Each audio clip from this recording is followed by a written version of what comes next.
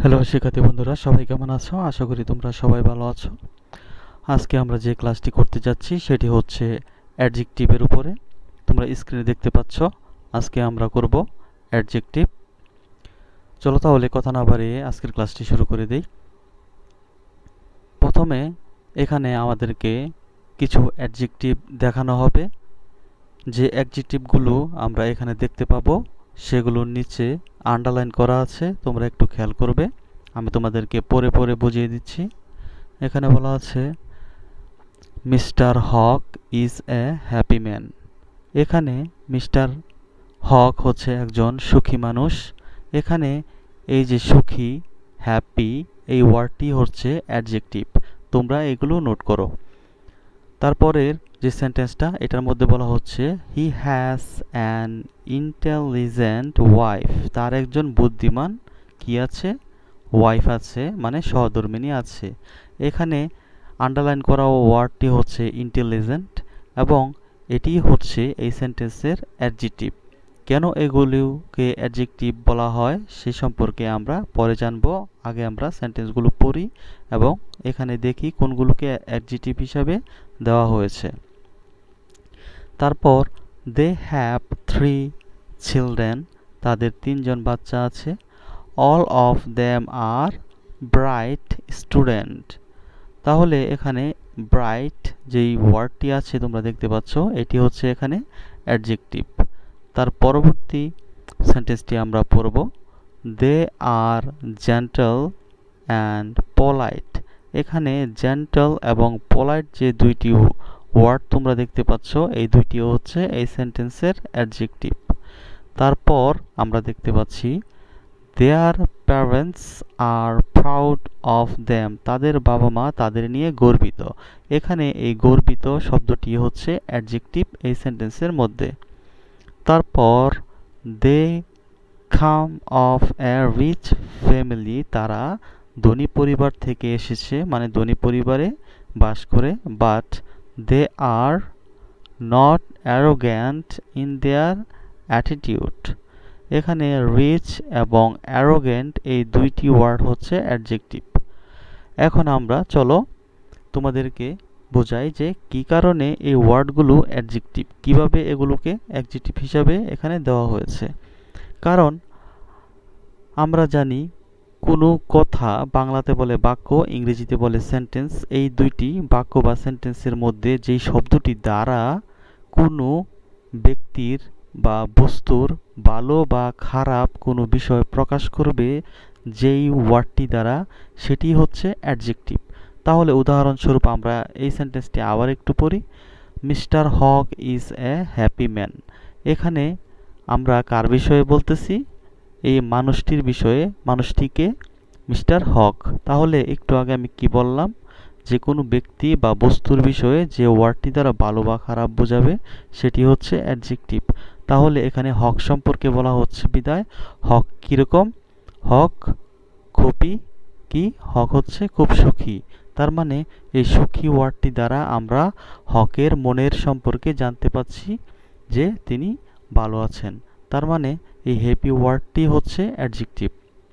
তারপরের সেন্টেন্সে বলা হচ্ছে he has an intelligent wife.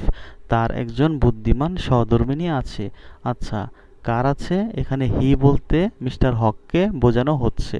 তাহলে কিরকম মিস্টার হকের কি আছে? ওয়াইফ আছে। কিরকম ওয়াইফ?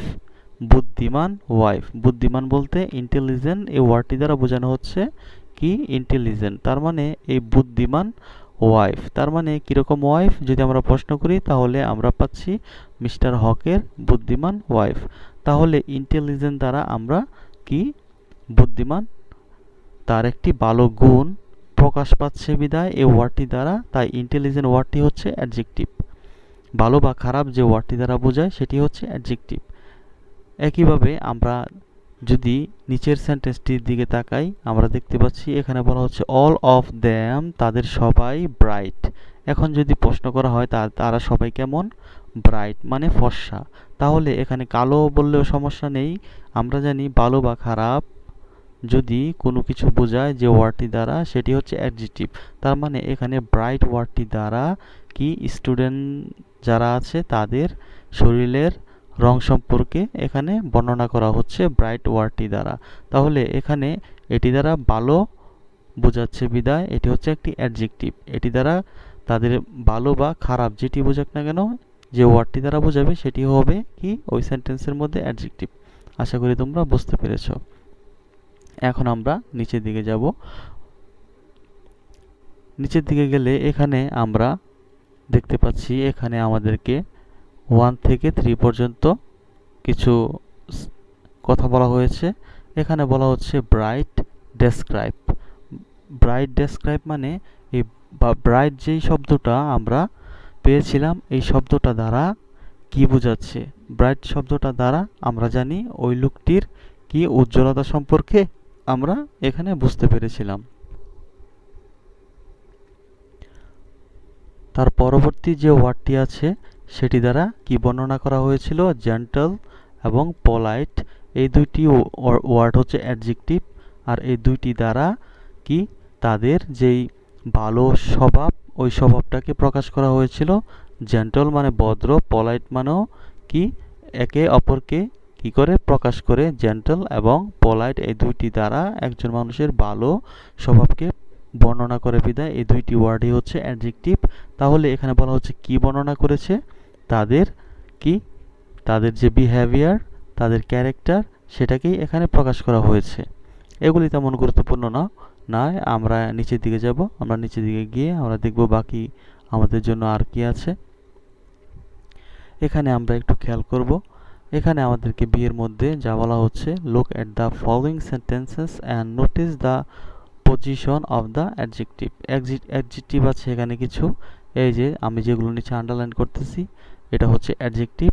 আর এখানে অ্যাডজেক্টিভটা কোন অবস্থানে ব্যবহার হয়েছে তাদের পজিশনটা আমরা খেয়াল করব। তাহলে চলো আমরা একটু খেয়াল করি। এখানে আমরা সেন্টেন্সটা পড়লে বুঝতে পারবো তাদের পজিশনটা। I so A did cat, আমি একটি মৃত বিড়ালকে দেখেছিলাম। তাহলে আমরা এখানে দেখতে পাচ্ছি কি ডেট হচ্ছে একটি অ্যাডজেক্টিভ। আর এই অ্যাডজেক্টিভ ওয়ার্ডটি কোথায় বসেছে, নাউনের পূর্বে। ক্যাট হচ্ছে নাউন এর পূর্বে। তারপরের সেন্টেন্সের মধ্যে আমরা দেখতে পাচ্ছি অ্যাডজেক্টিভটা বসেছে কোথায়, নাউনের পরে। তারপরের সেন্টেন্সের মধ্যে আমরা দেখতে পাচ্ছি কি ডেটটা বসেছে কোথায়, নাউনের পরে।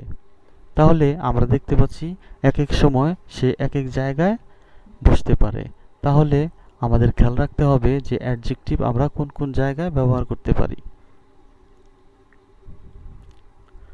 আমরা যদি এখানে একটু লক্ষ্য করি, এখানে বলা হচ্ছে in all the sentences are adjective date.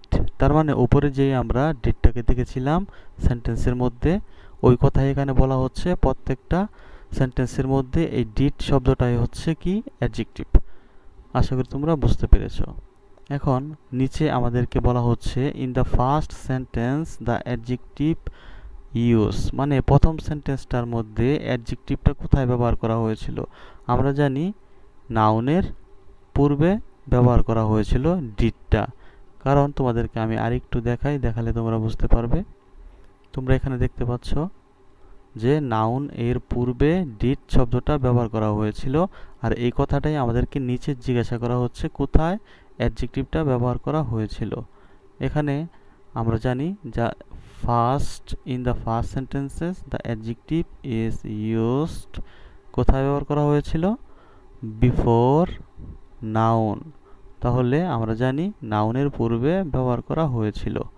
আশা করি তোমরা বুঝতে পেরেছো। আর এইভাবেই প্রত্যেকটা সেন্টেন্সের মধ্যে আমাদেরকে জিজ্ঞাসা করা হয়েছে in the second sentence the adjective is use. Second সেন্টেন্সে অ্যাডজেক্টিভ ব্যবহার করা হয়েছিল ভার্বের পর। তাহলে তোমরা এইভাবেই এগুলোকে শনাক্ত করবে। আশা করি বুঝতে পেরেছো।